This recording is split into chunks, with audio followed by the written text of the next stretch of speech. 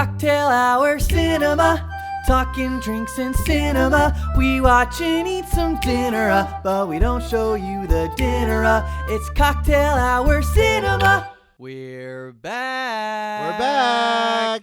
Cheers, everyone. Welcome to Cocktail Hour Cinema. My name is Brent. I'm Nico. And we're a weekly video podcast that talks about movies, movie news, TV shows, whatever it is we feel like. And every episode, we craft a cocktail inspired by whatever it is we're talking about. Now, this week, we have the High Heel. If you'd like, pause the video right now, check out the recipe in the description, and share a drink with us. That's right. As we discuss the wonderfully warm and wondrously weird Greta Gerwig's Barbie. I'm glad that you said Cheers, the buddy. director's name. I told you to do that, and you did it. Greta Gerwig. Greta Gerwig. She has been taking Hollywood by storm, and she's only directed 4 movies, which is pretty wild to me. Good movies. All good movies. Right. I've only seen 2 of them. Lady Bird was great. Lady Bird was amazing. Lady Bird was amazing. Lady Wait, Burger. hold on. We need to address the elephant in the room. Where's Emily? Emily. Where's Emily? Where's our girl? She's not here.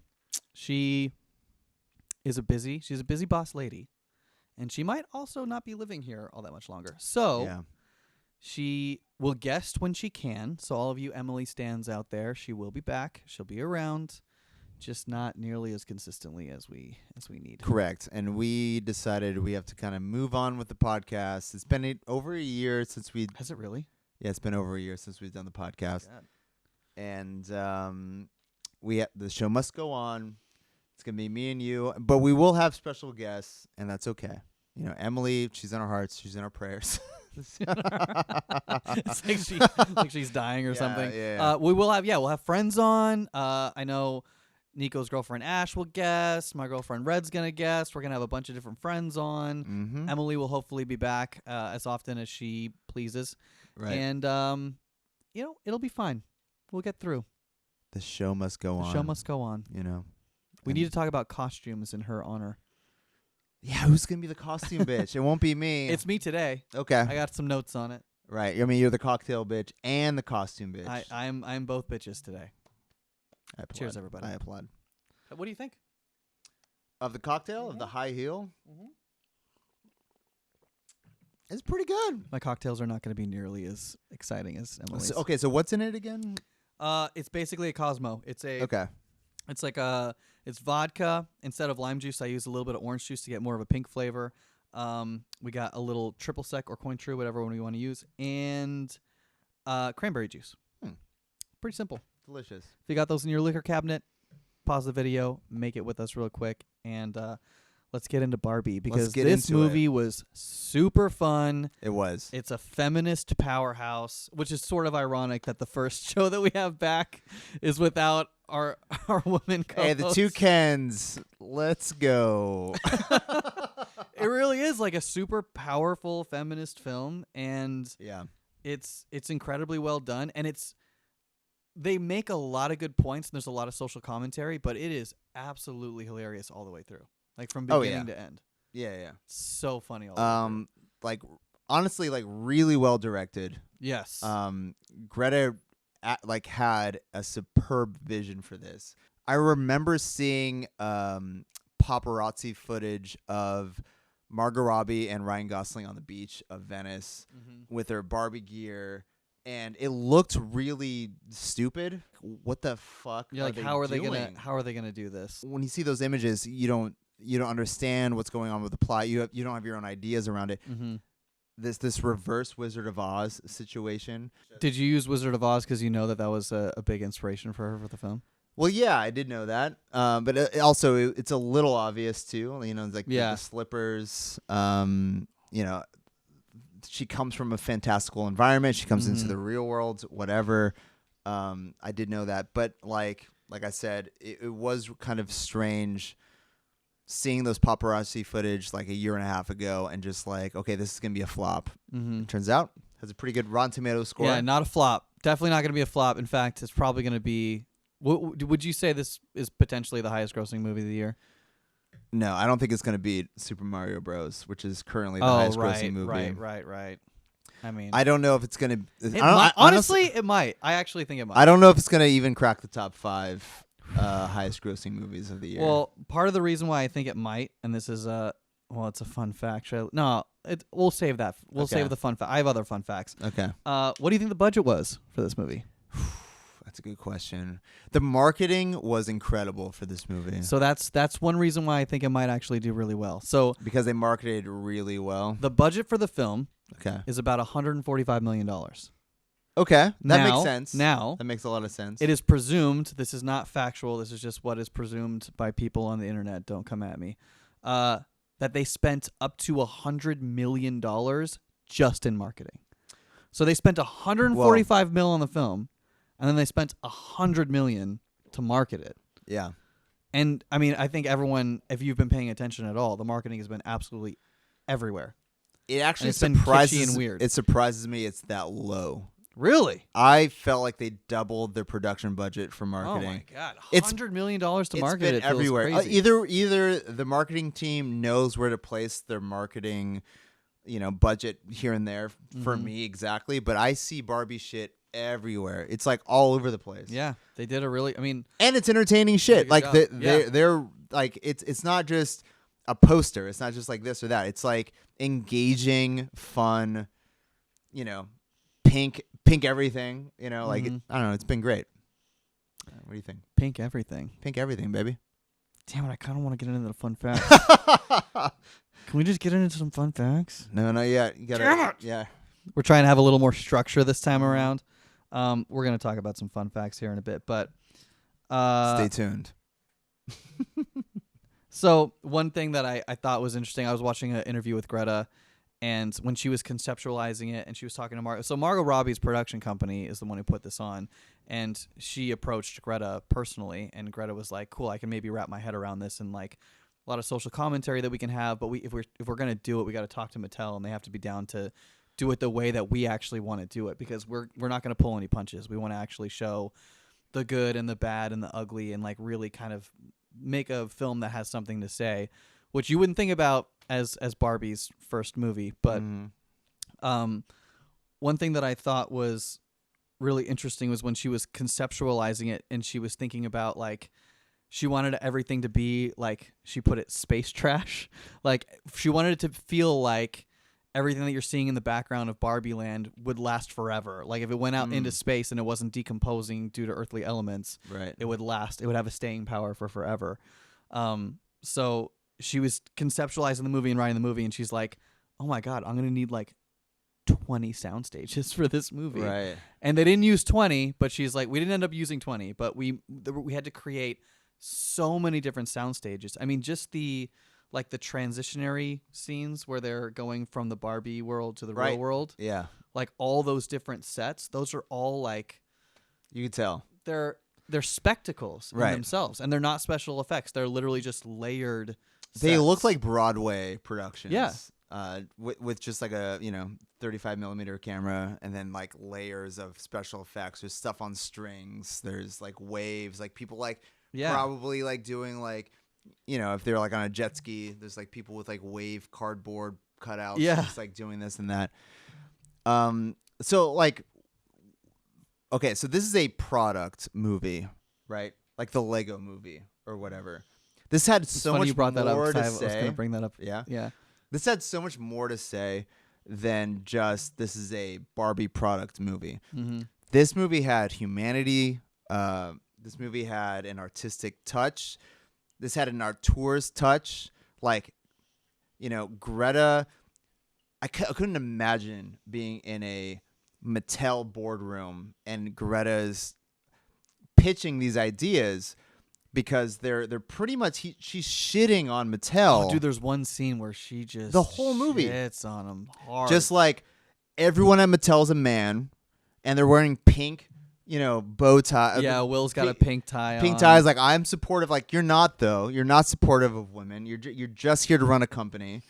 And as soon as something's not making money, you shit on it. But then like another guy's like, oh, it is going to make money. It's like, oh, then I love you. Yep. Yeah, even It's at like- the end, even when they're wrapping Yeah. it up, they still got their jabs in. Right. Which is I really mean, nice. these are fun elbow nudges to Mattel. Like, hey, your company isn't doing the right thing.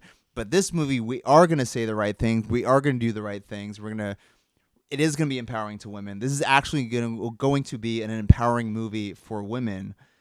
And it's not just going to be a corporate product that used to be like in the 70s, 80s, 90s, like this. You have to be perfect. You have to do this. They even call that out. And the whole movie, the theme of the movie is you don't have to be perfect. You don't have to do all these things. You know? And it starts in a place where, like, you know, you're in Barbie land. Barbies rule the world. It's like Barbie's over Ken's. And, you know, well, actually, you missed the very intro when you were, like, grabbing a beer when you came in. They say it very straightforwardly at the very beginning where they're like, because of Barbie, all women now are respected and equal. And it was like this whole thing, like they give it to you straight, like right in the kisser, right when the movie starts. And that's why they kind of call back to it a bunch of times. But the movie starts in Barbie land, everything's great. Like Barbies rule the world. Like from their opinion, you have to lay the foundation of this world, of this fantasy world. Like, you know, women rule the world in this world. The real world, that's not how that works. But in their perspective at the beginning, they think that the real world also functions this way solely because of Barbie. So that's why when she goes to the real world, it like shatters her because they deliver it to you right in the kisser, like right at the beginning. Like Barbie believes that the real world is now a great place because of Barbie. Because Barbie can be a doctor, Barbie can be this. So like they transformed like the world. So then she goes to the world and she realizes it's run by men and she's like, well, what the fuck is this? And Ken's like, cool. I can bring this back to Barbie land. Yeah.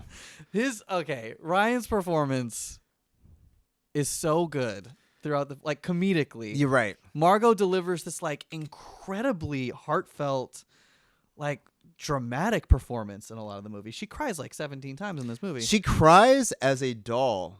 Right, so she as a cries, doll learning how to cry, and for she's the first like, time. "Oh my god, I'm crying," and it's like, girl, you had to like actually elicit those emotions to warrant a tear, and then you wipe it away and be like, "Oh, what is this?" Like, so good. I mean, maybe she might have put a drop in her eye, but honestly, I feel like Margot, with like the caliber of an actor she is, she's so good. She actually made herself cry, and then she went a little meta. Was like, why am I crying? I'm a doll. I'm not even supposed to have emotions. And then Ryan's kind of like, he's almost just like pure comedy the whole time. Like almost every scene that he's in, almost every like line that he delivers is so uniquely him mixed with Ken. Like, he really did find this nice little meld of, like, who he's been in different characters on SNL and Ken the doll, like, mixed together. I think he's an underrated comedic actor. I'm going to say it. Oh, totally. He's a very underrated comedic actor. I think he's absolutely hilarious. And I know there was a little vitriol online about, like, he's too old to be playing Ken. And I mean, he's ripped, too. He's hot. He's great. He's hot. He's a hot boy. My goodness. My God. My God. No, he was great. I mean, speaking of age, fun fact. Oh, okay. Fun fact? We're not doing fun facts yet. Fact. How old do you think Barbie is? Okay, this is a fun fact. It is. This is kind of fun. I'm having fun. You know what, ladies and gentlemen? It is time for Fun facts. All right, fun facts. All right, here we go. How old do you think Barbie the doll is, according to like Mattel? What does Mattel say that what age is Barbie? To me, Barbie screams 50s. No. I mean, what age is the doll? Like, not like when it was founded. Not when it was founded. But what age did they create because Barbie she could be 16. Sorry, I probably didn't put that the right way. What age did Mattel create Barbie to feel like? Well, she's marketed to younger girls who want to be adults, and younger girls think adults are maybe 16. But she has an adult body. Right. And Margot I'm trying Robbie. to throw you a hint here. Right. 25. 19. God damn it! I was close. I was closer because I was saying, you're like, I'm throwing you a hint. The fuck, I was trying to get you up a few years, not 10. Okay, well, I was gonna go. You made a pretty big leap. I from did. The first guess. I thought 16 was my original guess. Yeah, they made her to be 19, okay. which would make her. Don't be so obvious by looking at I your made phone, so many notes. I made too many notes. I'm not even gonna find it. She basically would be like 65 right now. If she started at 19 when she was invented, I'm off by like a couple years. I'm sure it's like 63 What or year was something. Barbie invented? Well, can I look at my notes? You can look at your notes real quick and say it without looking at your notes. Okay. Look at me. Hold on. What do you say? When was Barbie invented, Brent? Barbie was actually invented in 1959. Oh, shit. I said the 50s. You did say the 50s. Oh, my God. She screams the 50s. Now- Barbie, like Barbara, Barbie, that's such a, Fun fact, Barbie was actually invented in 1959. That's wild to me. That's I can't believe you're regurgitating a fun fact. Hold on. Fun fact. Yeah. Question. When was Ken invented? He seems like an 80s product. to me. Ooh, 80s. 80s, yeah. I would say 82. Try 61. Oh. 2 years. 2 It years took 2 after years? Barbie. Really? 2 years after Barbie, they were like, she needs a boyfriend. She needs a boyfriend. Interesting. And he should wear really bright, You know loud what? shirts. I bet like little girls were like playing with their Barbies and they were grabbing their little brothers like Transformers or whatever and like, hey, you're my boyfriend. And like, there's a gap in the market here and we need to make a Or they grabbed another like girl Barbie and she was like, oh, they're and then the parents freaked out. No. It's 1959. They're like, whoa, Whoa. how does Barbie not have a male counterpart? Right. That's probably what happened. That's my guess. That is probably what That's happened. probably Yeah, what that's happened. actually probably. I mean, there's at least some Parents cases. started calling Mattel. There must be some cases of that. Absolutely. Yeah. Okay. Well, I have a fun fact. Hit me. Okay. Well, did you know that the production of Barbie started in 2009? I think Long pause. I think I actually think I did. Okay. It wasn't Margot Robbie. She wasn't involved at all. It was a different production company. It was a different script actually that needed to be punched out. I mean, this movie has been through 3 different studios. It started off at I know Universal about the one Studios. before. Right. Started off at Universal Studios in 2009, and then it went to Sony in 2014. And I believe Amy Schumer was set to play That Barbie. was one of my fun facts. Yeah, she was set to play Barbie for a long time. That was in And then 2013. and then it changed hands again with another director, and then Anne Hathaway was Oh, I didn't know slated that to play part. Barbie for a couple of years. Mm. Still was in production hell, and then it changed hands again to Warner Brothers, and Warner Brothers then hired Greta Gerwig to do Barbie, and then Margot Robbie ultimately. Okay, you filled in became- some gaps there Yeah. for me. So it's been Do a you long know- journey for Barbie, and the thing is, this is a really important product for Mattel. It's like one of their highest selling toys, And being the first one, being the first Barbie movie. and also probably a hard code to crack. Like to do a Barbie movie, like you're alienating a lot of people if you do it correctly. Like she's just like the perfect blonde, whatever. What they did for this movie, she was the perfect blonde, but they also made fun of that.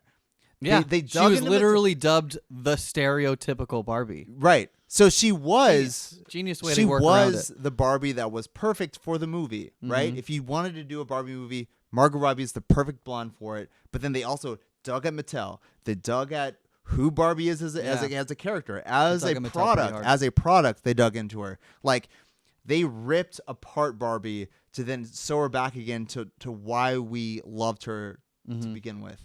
And I think that's why Mattel gave this movie, Greta Gerwig, the go-ahead, because it was a dig at Mattel, but at the end, you came out a Barbie fan.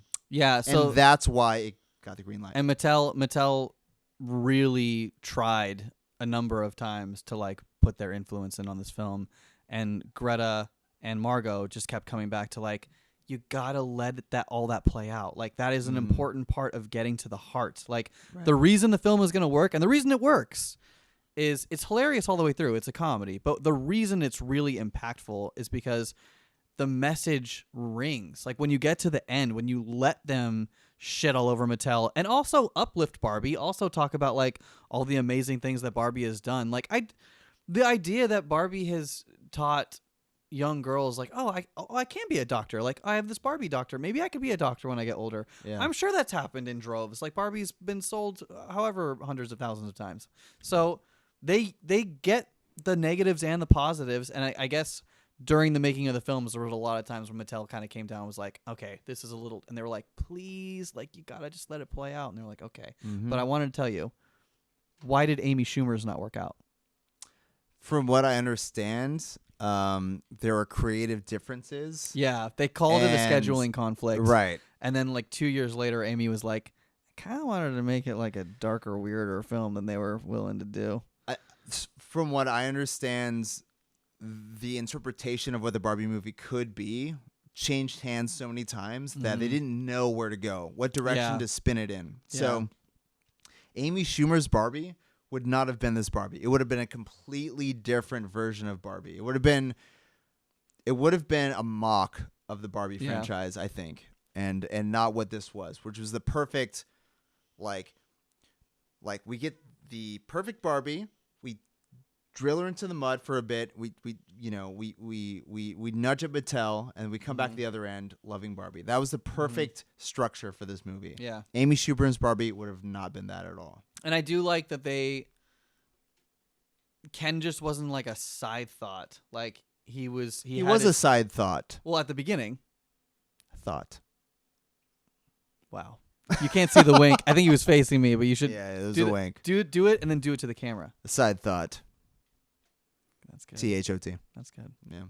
Anyway, what I was saying was he had his own plot, his own like huge character arc, and they, him and Margot actually made the same amount for the movie. Like they were equally co-leads for the movie. Really like that fun fact. That's a really good fact because typically women don't make as much as men on films. Also, you would think Margot Robbie, yeah, her production company put this thing on. I got out of frame. Margot Robbie's production company put this thing on, and the movie is called Barbie. So you would think that she would make more anyway. You would assume so. You would assume so. But it's not what you deserve, it's what you negotiate in Hollywood. And the thing is, men typically make more than women in Hollywood. I love that they were paid equal. Even though Margot was the lead.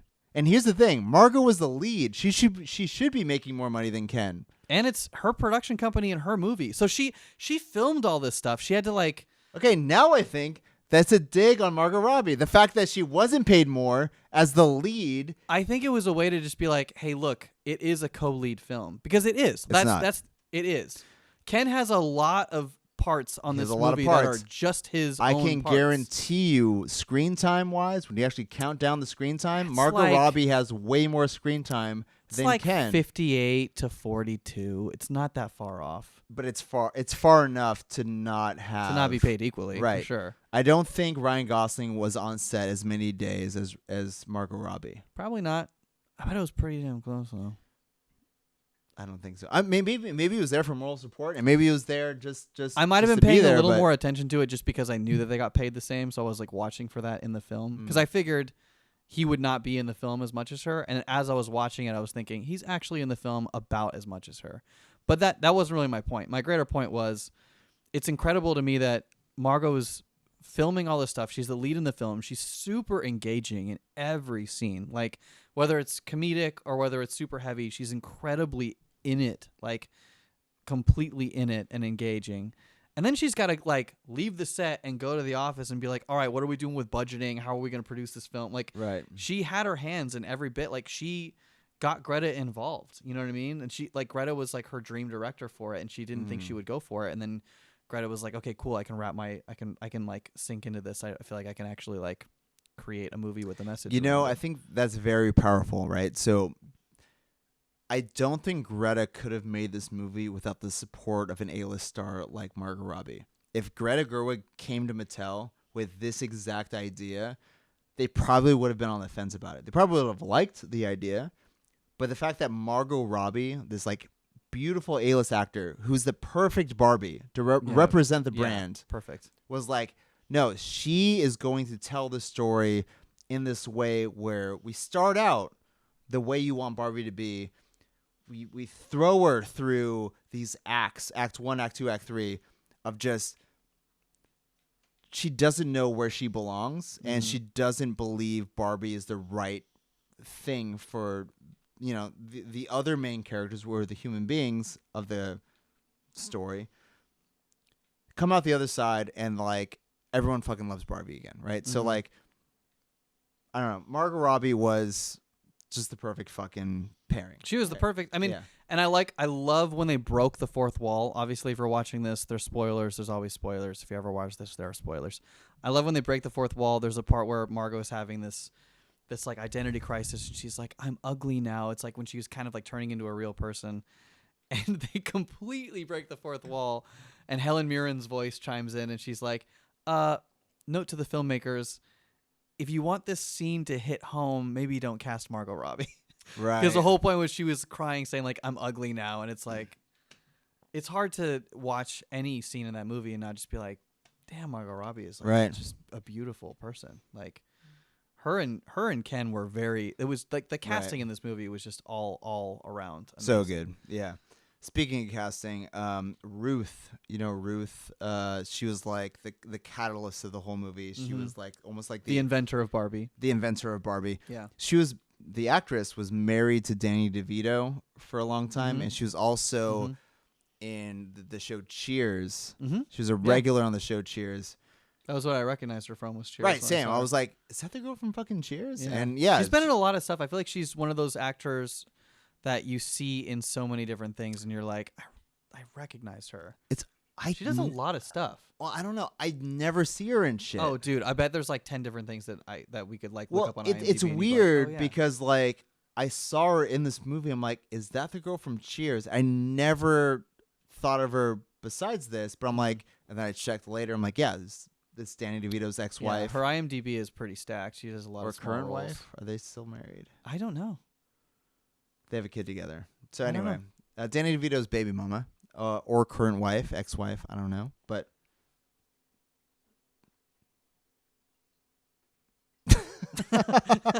See how long we could hold it for. Fun fact. Oh.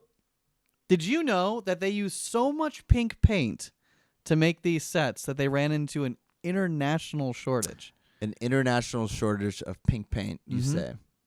I had no idea. Did you really not know? I knew this already. I knew that. I knew. I was like, this is like the biggest. This is the fun fact that he's definitely going to know out of all my fun facts. Oh, I did want to talk about the scene with that woman. No, go on with the pink paint. Is there anything else? That's about it. How do they cure that shortage of pink paint? Fun fact. Okay. How did they cure that shortage of pink paint? They made more paint. We'll be right back. Nice. The woman in Ruth. Okay, Ruth. In the kitchen scene. I wanted to bring up Billie Eilish's song. She made a song for this film. It's amazing. It's called What Was I Made For? It's on Spotify. Listen to it. It's a great song. It's Billie. She's great. Because I knew she made that song for this film, I was listening throughout the film to the score, and they used her song, like not her vocals, but the melody of the music and the chord progression and like the main melody of the song. They used it like 5 different times in this film in the background in a bunch of different scenes. Like that was essentially the music of the movie, but they used it in a bunch of different ways. So that kitchen scene where Margot is meeting Ruth for the first time, there's like an orchestrated, like a beautiful string orchestra version of that Billie Eilish song in the background of that scene. Really? I thought that was so cool. They used like 5 different, I don't know, it was 5. They used a number of different versions. So would you say that the composer was allowed to use Billie Eilish's score? The composer was, I mean the composer of the song what was I'm Billie asking Eilish. is, oh, Billie, really? Billie and her brother created the song, and then Did they compose the sound? Well, no, they had probably the score? someone who build a score around their song, but it's pretty simple. It's like a very straightforward chord progression and melody. It's not, it doesn't matter that if it's simple. Were they allowed to use that score? Or was a composer just taking it and doing their own thing with it? Yeah, I think what happens is like Billie and her brother write the song, and then they go, "Hey, this is a really great song. Can we make like 4 different versions of the song to be placed in different parts of the film that make sense?" Okay. And obviously, Billie would be like, "Yeah, cool. Like, give me money," and then like, "Here's a bunch of money." Oh, so yeah. And then you pay someone who creates orchestra scores and a composer. Bada boom, bada bing. Yeah. Okay. Well, I mean, I didn't know that maybe maybe the composer just took the score. I think the reason and, I you know. reacted that way is because like Billie is a composer, like that you would still call it the same thing. Like she composed a pop song out of, whatever instruments she wanted to use for it. It's the same thing. So I guess that's where I got a little confused. Because Billie and her brother. Are the I don't composers think of of the song. Billie Eilish as a composer. I see her as just a pop star, and composing is for something a little more sophisticated, than just pop music. I think pop music is just I'm fuming. singy songwriting. I'm gonna write a pop song. Binky bonky bong. Currently fuming right now. You understand? We'll be right back. Okay. Fun fact. Oh, do you have one? Yeah, Gal Hit me. Gadot was actually offered the role as Barbie before Margot Robbie. Because of Wonder Woman, she turned down the role. Oh, thank God. Yeah, I like Gal Gadot, but I mean, Gal Gadot would have been a great Margot. Barbie. I mean, Gal Gadot with blonde hair would have been great. Margot is a better actress, though. way better. Just my opinion. No, it's also not just your opinion. opinion. The fact that her production studio would probably have more leverage with the studio to create a better Barbie movie. I think that was probably the blessing of this all. Like, not the fact that like the actress is bad. Margot is a better actress than Gal Gadot. But Gal Gadot is great. Okay? She is great. She is great. Margot is a little better. And then also her production studio was able to hire Greta Gerwig to make this movie. So that is why this is a better choice. Margot is Not saying Gal Gadot is bad. Margot is she's the best. She really is. No, she's Production great. company, acting wise, Mm-hmm. my God, she is absolutely gorgeous. She's too good. She's too good. You know what I mean? Some people I just look have at her, it I'm all. like, too good. Like, Some people have it all. too beautiful.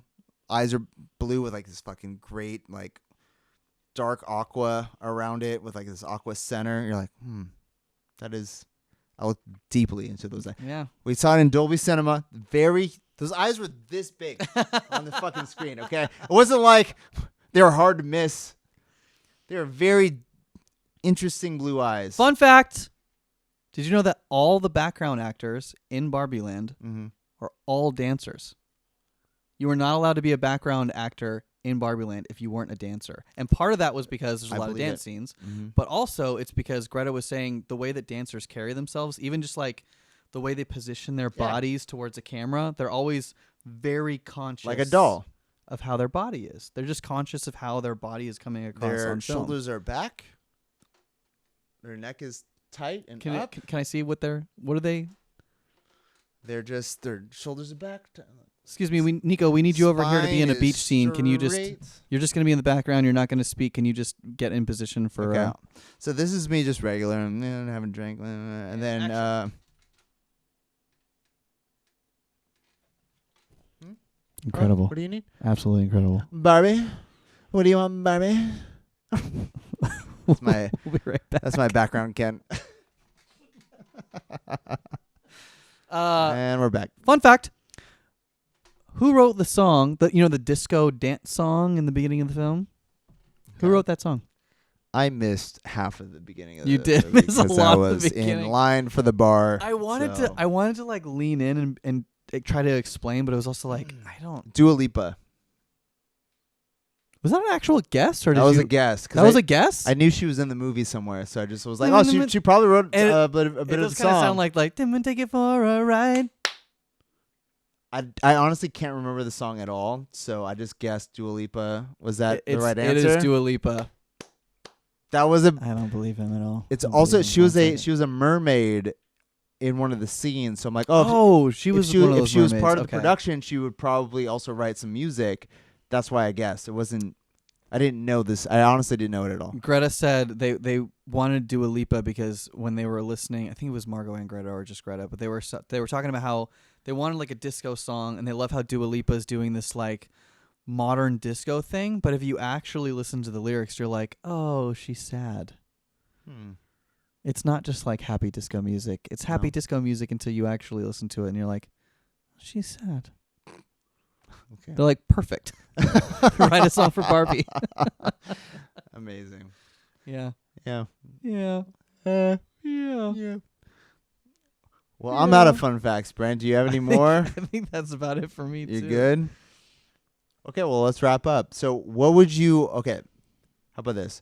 Let's rate the Barbie movie, okay? Okay. This is the reboot. Are we still doing watermelon boats? No. We're not doing watermelon No, boats we're anymore. not. What are we doing? What's our rating system? Let's do a We're grade. figuring this out right We're now. going to do a high school letter grade on this movie. What would you give this movie high school letter grade style if this was a book report and Greta Gerwig turned in an assignment, right? You're the studio. You are Universal. Oh, my God. What Too would hard. you grade Greta Gerwig's Barbie if she turned in this assignment? Give a grade right now. 3, 2, 1. What's your grade? A B+, and I'll tell you why it's not an A. Oh. The plot line with Will Ferrell's character builds really well. Actually, I like what they did with it. It all made sense. But it kind of it felt like when he was in Barbie Land, it was like coming to sort of a climax. Mm-hmm. And then he just disappears. And everything happens in Barbie Land, and he just kind of shows up and goes like, okay. The only non-payoff for this film was like Will Ferrell and Mattel's. I mean, they wrapped it up. They put a little bow on it at the end. They had a couple little quips. Like, it was fine. But as far as like, if I'm not going to give it an A, because I really, for what that movie is, for what it stands for, and the way they deliver the message, and the fact that comedy is so strewn like perfect, it never not makes you laugh. Right. I have to, if I'm going to take any little notch off of it, if I'm going to like be a critic, it's just that like the Mattel character and like Will Ferrell's part didn't have the payoff that I wanted it to at the end. Do you think Mattel interfered with how maybe the end would have shooken out if Greta Gerwig would have had complete control, right? Because Will Ferrell's character was representing Mattel, the fact that it didn't lead into maybe a conclusional payoff that a typical Act 3 would have had with a villain character, a corporate villain like Will Ferrell's Mattel CEO. Do you think maybe they had something to do with it, like to kind of like maybe, but tame it down a little bit? Maybe, you know? but from what I understand, all their attempts to tame down Greta and Margot kind of talked them out of that. At least in the interviews that I watched, it seemed like they tried. It can't be 100%. It can't not be 100%. It's probably not 100%, but it did feel like they were like they're like, just wait till the end and like just let us just if you really at the end, and then at the end they were like, okay, like we get it. So I don't know. I personally don't know if that's it or if it just, what I think is probably more likely is that it just didn't matter all that much. Like you really wanted to see Ken and Barbie's plot lines wrap up nicely. And Will Ferrell's was an afterthought, which it makes sense. There wasn't going to be some grandiose payoff with him. You know what I mean? There like could have they been, wrapped it though. up in a way that made creatively. A lot of sense. There probably could have been. This movie's budget was $145 million. I feel like Mattel, this is like one of their biggest brands. When you have a villain character that represents Mattel, but I mean, like, what you want to do, they didn't pull punches. They I know. fucking went after him. But the thing is, the villain became Ken in Act 3. It right. was not Will Ferrell. Will Ferrell was the Act 2 villain. He was something that needed to be represented, needed to be said, just for the fourth wall break almost. But the actual villain was like male, the Ken thing. Like, yeah.